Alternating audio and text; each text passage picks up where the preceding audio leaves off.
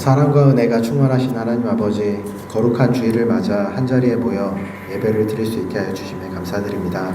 네. 한 주간도 저희를 험한 세상으로부터 지켜주시고 주님을 향한 마음으로 거룩한 예배로 인도하심에 감사합니다. 진실된 마음으로 주님을 경배하오니 믿음이 넘치는 예배가 되게 하여 주시옵소서. 성도들의 삶을 통하여 하나님의 이름을 높이며 영광 돌리는 삶을 살아가는 성도들이 되게 하여 주시옵소서. 세상의 좋은 것들만 바라며 지낸 날들을 회개하오니 용서하여 주시고 붙잡고 동행하여 주시옵소서. 대한민국을 위해 기도합니다. 새로운 일꾼들이 세워졌습니다. 정치, 경제, 문화 모든 영역에서 하나님의 능력들이 드러나게 하여 주시옵시고 주의 뜻을 따라 나아가는 나라가 되게 하여 주시옵소서. 이곳 말레이시아를 위해 기도합니다. 이 땅에 복음이 넘쳐 흘러나게 하여 주시옵시고 선교를 하는 선교사님들에게 큰 능력과 믿음을 주시사 복음으로 점차 변화되는 나라가 되게 하여 주시옵소서. 이한교회를 위해 기도합니다. 아버지께서 뜻하신 바 코타키나발루의 교회를 세우시고 지금까지 인도하심에 감사드립니다. 항상 믿음 충만하게 하여 주시고 어느 일을 하든지 일꾼들이 부족하지 않게 하여 주시옵소서. 건강한 이한교회가 되게 하여 주시고 재정적으로도 마르지 않게 채워주시옵소서. 모든 성도가 삶을 통하여 예수님의 향기를 믿지 않는 이들에게 전파하게 하시어 많은 이들의 생명을 살리는 복된 교회와 성도들이 되게 하여 주시옵소서. 원치 않는 환난과 고통, 질병 가운데 힘들어하는 성도들이 있습니다. 비자 문제로 인해 교통받는 이에게 하루속히 해결되게 하여 주시고 질병으로 인하여 신음하는 성도들에게는 치유되는 역사가 있게 하여 주시고 영적 시험으로 인하여 넘어지려 하는 성도들에게 믿음이 회복케 하여 주시고 물질로 인하여 고통받는 이들에게는 차고 넘치는 물질의 축복을 내려 주시옵소서. 어린아이들에게는 지혜와 끈기를 주사 어느 곳에 있든지 잘했다 칭찬받는 복된 주의 일꾼들로 자라나게 하여 주시옵소서. 이 시간 말씀을 전하실 이준환 목사님을 위하여 기도합니다. 생명의 말씀을 전할 수 있도록 성령 충만함을 부어주셔서 선포되는 말씀이 하나님의 음성으로 듣는 시간 되게 하여 주시옵소서. 또한 앞으로의 목회 및 선교 사역을 잘 감당할 수 있도록 연옥감의 강건함과 지혜, 가정의 안녕과 복을 허락하여 주시옵소서. 우리 교회로 인하여 이 땅에 예수님의 향기가 피어나게 하여 주시옵소서. 이 모든 말씀 예수 그리스도의 이름으로 기도합니다. 오늘 말씀 나누도록 하겠습니다. 오늘은 하나님이 쓰시는 사람, 이런 제목으로는 참 많은 목사님들이 설교를 하시는데요. 오늘 하나님이 쓰시는 사람은 어떤 사람인지, 또 하나님의 쓰임을 받으려면 또 우리는 어떻게 해야 되는지 한번 말씀 속에서 찾아봄으로써 우리가 정말 하나님의 뜻을 깨달아 하나님의 쓰임이 합당하게 살아가고 있는지 돌아보고 또 그렇게 쓰임 받을 수 있는 사람이 되기를 바랍니다. 사무엘상 16장 7절 한 절인데요. 같이 봉독하도록 하겠습니다. 사무엘상 16장 7절입니다. 여호와께서 시작. 여호와께서 사무엘에게 이르시되 그의 용모와 키를 보지 말라. 내가 이미 그를 버렸노라. 내가 보는 것은 사람과 같지 아니하니 사람은 외모를 보거니와 나 여호와는 중심을 보느니라 하시더라. 아멘. 예, 이건 사무엘상 16장 7절 말씀인데요.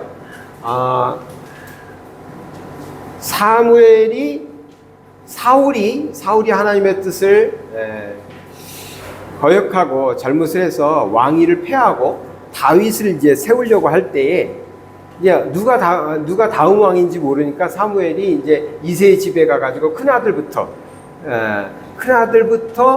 데리고 나오니까 보면서 큰 아들이 잘생겼단 말이에요. 키도 크고.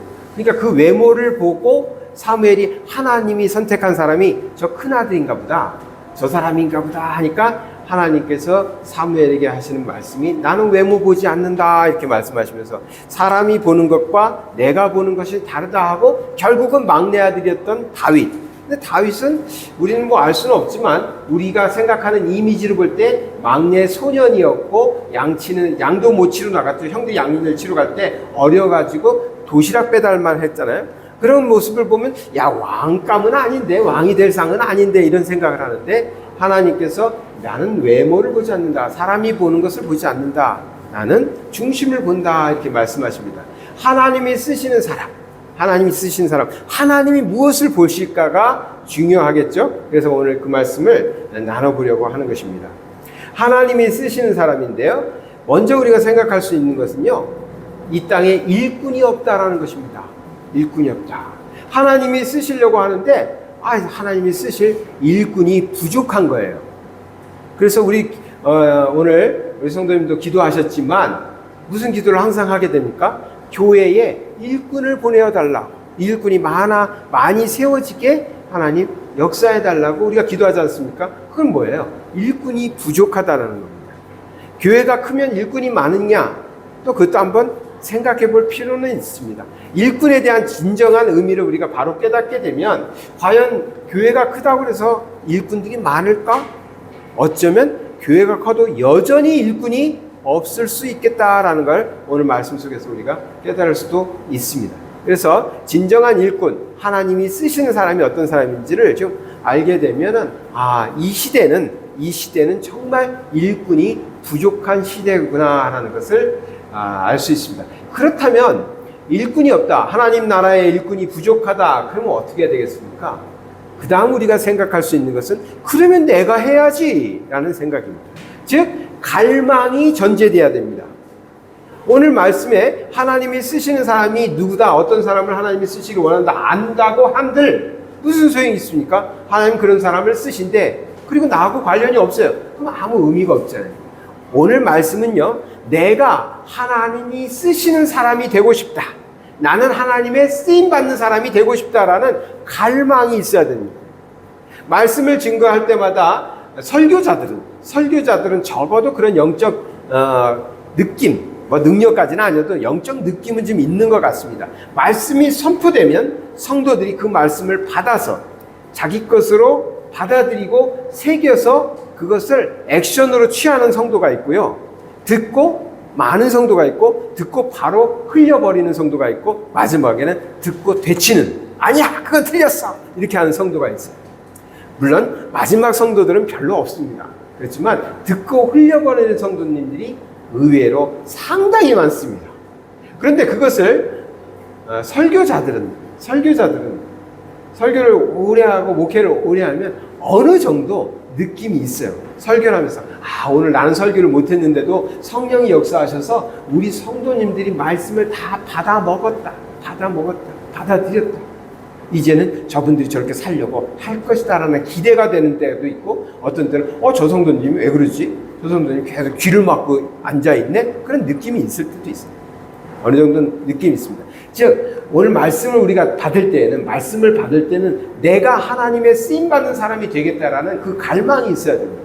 하나님 나를 사용하여 주시옵소서, 이런 갈망을 가지고 오늘 말씀을 나누도록 하겠습니다. 먼저 점검해 볼 문제가 있죠. 하나님 손에 들려져서 쓰여지기를 바라는가 나는. 이게 무슨 말이냐면 한번 생각해 보세요. 내가 하나님 손에 들려져서 쓰임 받기를 원하는 건지, 아니면 다른 것까지 말씀드리면 이해가 될까요? 하나님 마음대로 어디다 쓰셔도 만족하고 순종할 것인지. 그러니까 내 뜻대로 내가 욕심나는 것, 내가 하고 싶은 것이 아니에요. 하나님 마음대로 나를 쓰세요. 그럼 나는 가서 순종하겠습니다. 나를 주방에 보내시면 제가 주방에서 순종할게요. 주차장 봉사를 시키시면 주차장에서 일을 할게요. 안내를 맡기시면 안내를 하고, 기도를 맡기시면 기도를 할게요. 하나님 마음대로 나를 쓰세요라고 우리가 지금 말하고 있는지, 아니면 하나님 저는 이렇게 쓰임받기를 원합니다, 이런 곳에서 일하고 싶습니다, 전 이걸 잘하니까 이 일로 하나님을 섬길게요 라고 말하고 있는지 점검해 볼 필요가 있다는 것입니다. 쓰시는 분은 하나님이십니다. 우리는 직장에 취업하는 게 아니에요. 내가 취업장에 취업하면서 난 컴퓨터를 잘하니까 삼성전자에 취업해서 이런 일을 하면 좋겠다라고 지금 하는 게 아니라는 거예요. 우리는 직장 생활을 하는 것이 아닙니다. 우리는 오직 나를 구원하신 하나님께서 나를 부르셨다고 믿고 그 부르심에 순종하고 나아가는 것이거든요. 그렇기 때문에 하나님 손에 들려져서 우리는 쓰여지기를 원해야 돼요. 내 뜻대로 내가 원하는 것 아니고요. 그래서 하나님 마음대로 어디 갔다가 쓰셔도 순종하겠습니다, 그런 마음으로 지금 우리는 하나님의 쓰임받음을 원하고 있는가. 내가 하나님의 쓰시는 사람으로 인정받기를 원하지는 않는가? 내가 이렇게 쓰임 받았으니까 사람들이 나를 인정해주고 하나님이 나를 인정해 주시겠지. 이런 생각으로 일하려고 하진 않는가? 교회 직분은요, 무거운 겁니다.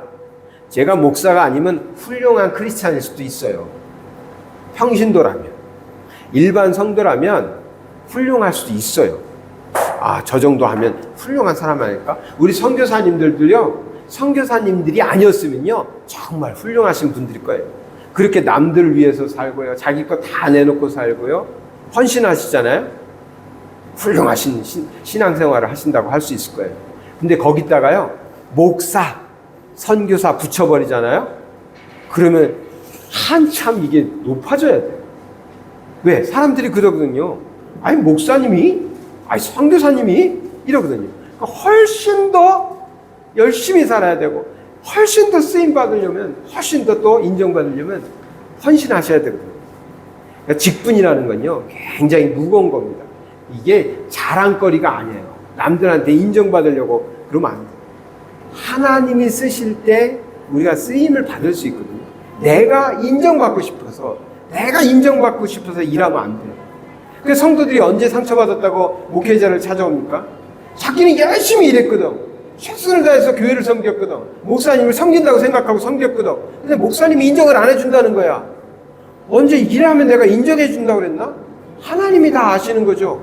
하나님이 아시는 거죠. 쓰신 분도 하나님이지. 내가 썼나? 내가 성도를 쓰려고 집사를 시키는 게 아니잖아요. 하나님이 쓰실 때 쓰임 받는 거거든요. 그러니까 우리가 꼭 먼저 생각해 볼 거예요. 내가 지금 사람한테 인정받고 싶어서 지금 일하려고 하는 것이냐. 점검해 보셔야 됩니다. 진정 쓰임 받기를 원한다면 하나님이 나를 쓰신다. 그 하나님에게 초점을 맞추셔야 됩니다.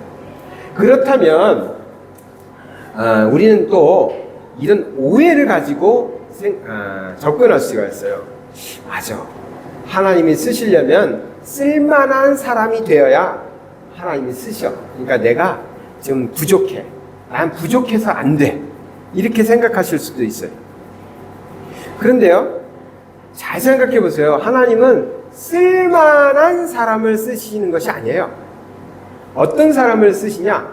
결론 같은 말씀인데, 하나님은 이 사람을 썼을 때 하나님이 영광을 받으실 것 같으면 쓰시는 거예요.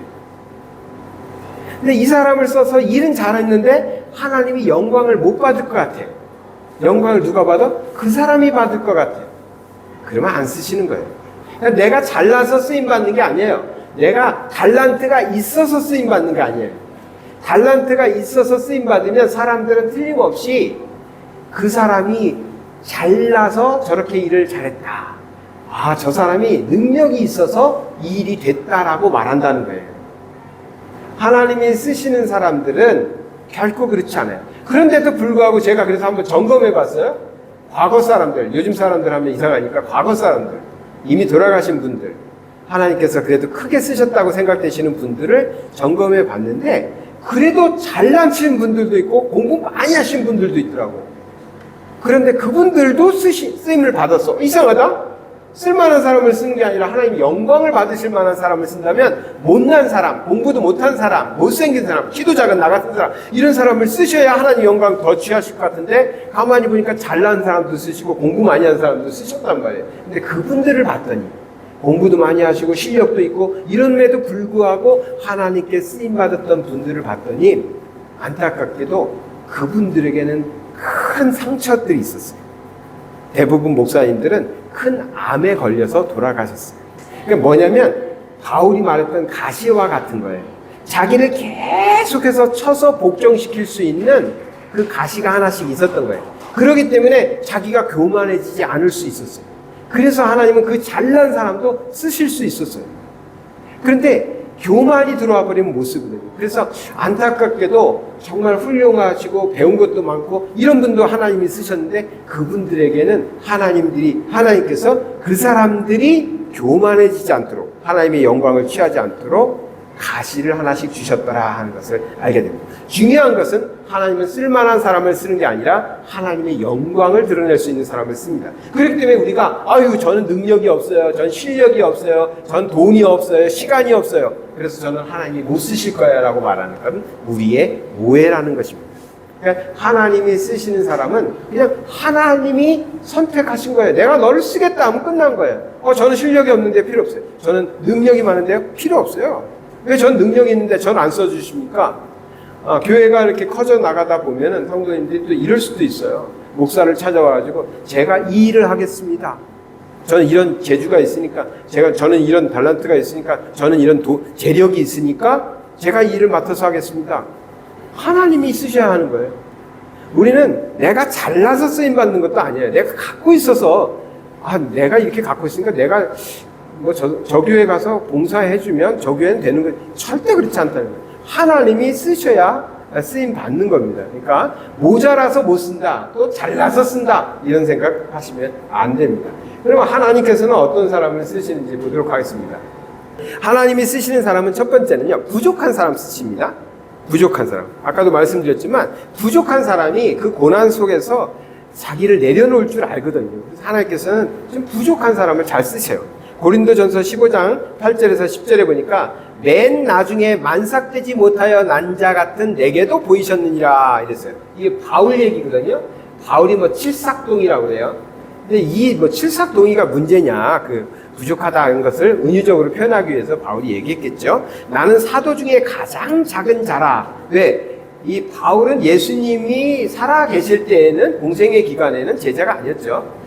그래서 자기를 가장 작은 자라고 표현해요. 나는 하나님의 교회를 박해하였으므로 사도라 칭함받기를 감당하지 못할 자다. 그러나 내가 나 된 것은 하나님의 은혜로 된 것이니 내게 주신 그의 은혜가 헛되지 아니하여 내가 모든 사도보다 더 많이 수고하였으나 내가 한 것이 아니요 오직 나와 함께 하신 하나님의 은혜로다. 바울이요, 바울 서신이 13권입니다. 신약성경 27권 중에 13권을 바울이 썼어요. 바울이요, 초대교회를 대부분 개척을 했습니다.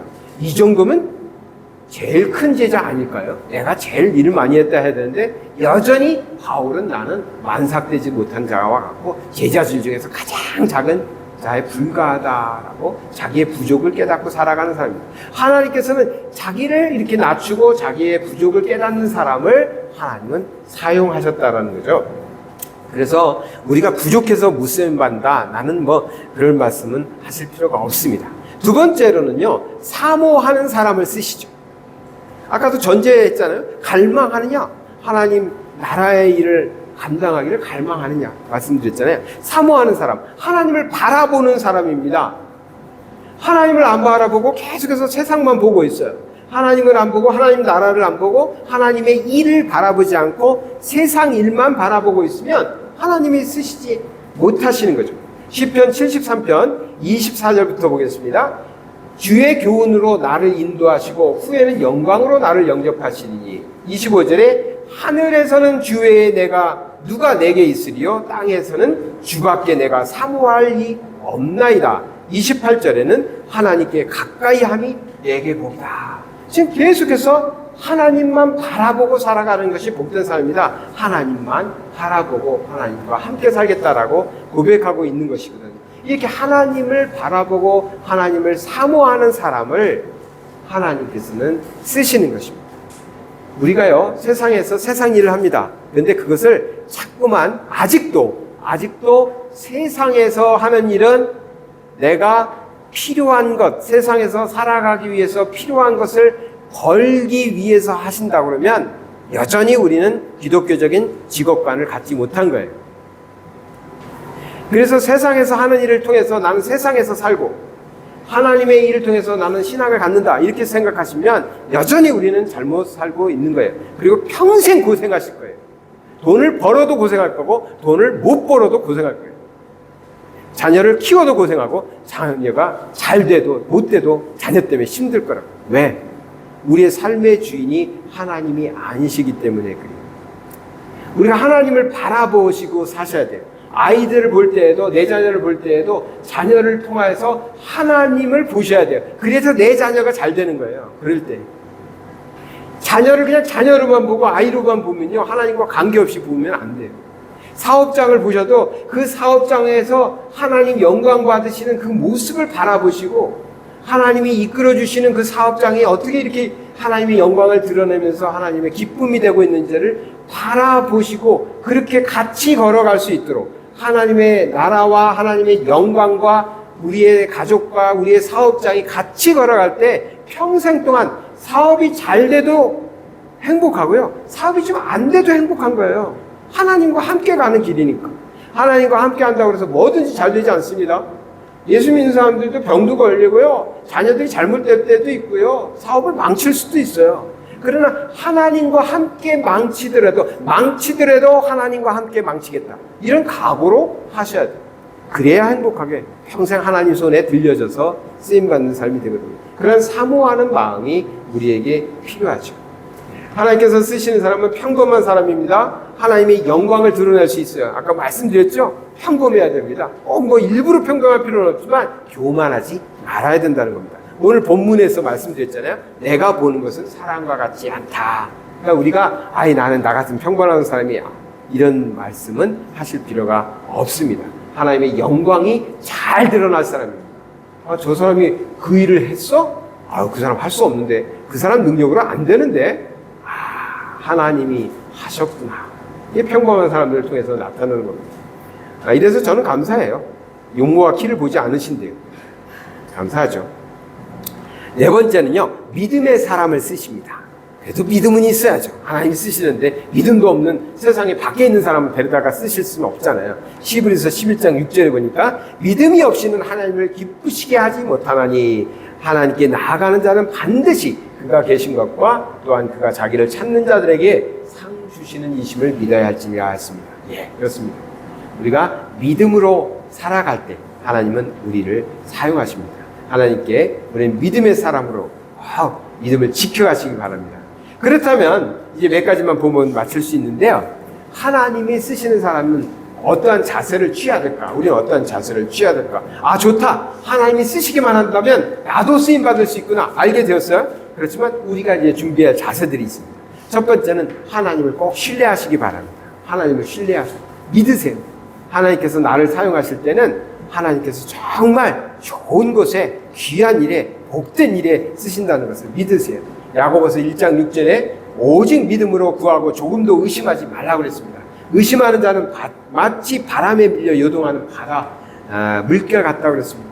자꾸만 하나님께서 내가 너를 쓰겠다, 너를 사용하겠다, 내가 들어서 너를 이 코타키나바루에 구원시키는 일에 사용하겠다, 또 하나는 아이들을 구원시키는 일에 너를 쓰겠다라고 말씀하셨다면 믿으셔야 돼요. 그걸 믿고 신뢰하시고 나가셔야 돼요.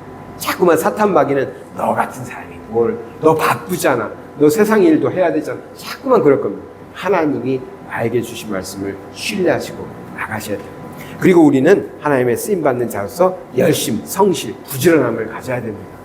우리가 잘나서 열심히 있어서 쓰임받지는 않지만 쓰임을 하나님께서 쓰시겠다고 했을 때는 열심을 다해야 됩니다. 성실하게 해야 됩니다. 부지런해야 됩니다. 교회에서도 그러잖아요. 아무리 능력이 있어도 성실하지 않은 사람은 직분을 맡길 수가 없는 거예요. 성실해야 됩니다. 부지런해야 됩니다. 로마서 12장 11절에 부지런하여 게으르지 말고 열심을 품고 주를 섬기라. 주를 섬길 때는 열심을 품어라. 열심을 다하라. 이것은 사람에게 보이려고 하는 것은 아닙니다. 그러나 하나님이 쓰실 때 하나님의 영광을 드러내는 사람이 되려면 열심을 다하셔야 됩니다. 세 번째로는 충성을 하셔야 됩니다. 사람에게 충성하지 마시고요, 하나님께 충성하셔야 됩니다. 목사님에게 충성하지 마시고요, 하나님께 충성하셔야 됩니다. 사람에게 충성하면 시험될 날이 꼭 옵니다. 목사에게 충성하면 실망할 날이 옵니다. 내가 하는 일은 하나님께 하는 일이다. 하나님께 충성을 다하는 것이다. 고린도전서 4장 2절에 그리고 맡은 자들에게 구할 것은 충성이라고 했습니다. 하나님이 우리를 쓰신다면 우리는 충성해야 됩니다. 이 일 하다가 하나님 일 하다가 또 세상 일하고, 세상 일 하다가 시간 나면 하나님 일하고, 이럴 수는 없습니다. 충성된 자로 살아가시는 저와 여러분 되시기 바랍니다. 마지막으로는 하나님께서 쓰시는 자는요, 겸손해야 됩니다. 충성도 했어요. 열심도 다 했어요. 믿음도 있어요. 그러나 겸손하셔야 돼요. 이상하다. 나 다 갖췄는데 왜 이러지? 한 가지 빠졌네. 겸손하지 못했구나. 내가 정말 열심히 일했는데 또 하나님 나라를 위해서 충성을 다했다고 생각했는데 갈등이 생기고 다툼이 일어날 때가 있어요. 대부분은 일을 못해서가 아닙니다. 일을 안 해서도 아닙니다. 일을 너무 많이 해서죠. 네? 겸손이 부족할 때 생깁니다. 겸손하셔야 돼요. 우리가 먼저 겸손해야 돼요. 상대방이 겸손해 주길 기대하시면요, 실패해요. 내가 먼저 겸손하면 돼요. 우리 예안교회 앞으로 적어도 그러지 않겠어요. 아무리 그래도 여기에 있는 사람의 수보다는 배는 더 올 것입니다. 그러면요, 그들 중에는요, 열심히 있는 사람도 있고 믿음 있는 사람도 있고 충성을 다하려고 하는 사람도 있어요. 그런데 그러면 잘 돼야 될 것 같잖아요. 근데 사람이 많아지면 갈등이 생길 때가 있어요. 그러니까 우리가 먼저 준비해야 될 것은 겸손입니다. 겸손한 태도. 저는 우리 아이들도 성품학교를 통해서 겸손도 배우고 배려도 배우는 걸 너무 중요하게 생각하거든요. 왜냐하면 실력이 없어서 못 사는 세상은 이제 안 올 겁니다. 세상은요, 산업혁명 때 엄청 바뀌었죠. 그 엄청나게 바뀌었다고 그러는데 인터넷, 핸드폰 세상으로는 뭐 이거는 말도 없이 세상이 뒤집어져 버렸거든요. 근데 그것과도 비교도 할 수 없는 세상이 지금 오고 있는데 AI 시대가 오는 거잖아요. 챗 GPT 시대가 왔잖아요. 이게 엄청난 변화입니다. 이건 인터넷과도 비교도 안 된대요. 그냥 내가 잘 맞춰서 명령을 할 수 있으면 답은 컴퓨터가, 데이터가 다 알아서 해주는 시대가 됩니다. 그러면 뭐가 문제가 될까? 그 시대에도. 그 시대에는 이제는 지식이다, 박사학위를 가졌다, 이게 무기가 아닌 거죠. 다 똑같이 잘난 사람들이 될 수 있거든요. 그때 정말 무기는 겸손한 사람, 배려할 줄 아는 사람. 우리가 먼저 준비하는 거죠. 그래서 다른 사람들이 왔을 때 그들이 갖고 있는 달란트가 이 다툼이나 갈등으로 사용하지 못하지 않도록 우리가 겸손한 사람 되어야 될 것입니다. 시편 147편 6절에 여호와께서 겸손한 자들은 붙드시고 악인들은 땅에 엎드린다고 하셨습니다. 우리가 겸손할 때 하나님이 쓰십니다. 잠언 3장 34절에도 진실로 그는 거만한 자를 비웃으시며 겸손한 자에게 은혜를 베푸신다고 말씀하십니다. 하나님께서 우리에게 주시는 말씀 꼭 기억하시고요. 하나님께서 나를 쓰신다면, 하나님이 안 쓰신다면 별 수 없죠. 아무리 우리가 이렇게 말씀을 나눠도 소용없어요. 근데 하나님께서 이미 우리에게 다 말씀하셨어요. 내가 너를 이렇게 쓰기 위해서 너의 삶을 이렇게 준비해 온 걸 안다라고 이미 각자에게, 한 사람 한 사람에게 이미 말씀하셨거든요. 하나님께서 우리를 쓰시는 줄 믿는데, 만약에 이제 그렇게 우리가 하나님께서 쓰임을 받는 자라면 하나님이 쓰실 때에 하나님 영광 드러내고 하나님 쓰임에 합당하게 사용될 수 있도록 우리 자신을 잘 만들어가는 그런 저와 여러분 되시기 바랍니다. 하나님이 쓰시는 사람답게 믿음을 세워가며 충성 다하시는 삶을 사시기 바랍니다. 사랑의 하나님, 그저 바라기는 하나님께서 우리를 쓰시겠다라고 말씀해 주시기를 바랍니다. 내가 아무리 하나님께 쓰임받고 싶어도, 그 일이 좋아 보여도 우리 하나님께서 쓰시지 않으면 하나님의 일을 할 수 없는데, 우리 하나님의 귀한 자녀들 하나님께서 사용하여 주시기 바랍니다. 우리가 하나님께 쓰임받을 수 있도록 또 겸손하게, 또 하나님의 영광만 드러내면서 아버지 하나님의 나라의 일을 위하여 충성을 다하도록 힘쓰겠습니다. 함께 노력하겠습니다. 아버지 하나님, 우리를 사용하여 주시옵소서. 우리를 통해서 하나님의 나라가 세워지고 영혼들이 구원받고 저 헐벗고 가난한 자들에게 하나님의 위로가 전해질 수 있도록 우리를 사용하여 주시옵소서. 이제는 우리 주 예수 그리스도의 은혜와 하나님의 넓고 크신 사랑하심과 성령님의 감화 감동 역사 충만하심, 하나님이 쓰시는 사람, 하나님의 쓰임을 받는 사람으로서 나아가서 이제 온전히 충성을 다하고 하나님의 일을 위하여 힘쓰고자 나아가는 하나님의 거룩한 자녀들 위해 지금부터 영원토록 함께 하시기를 축원하옵나이다. 아멘.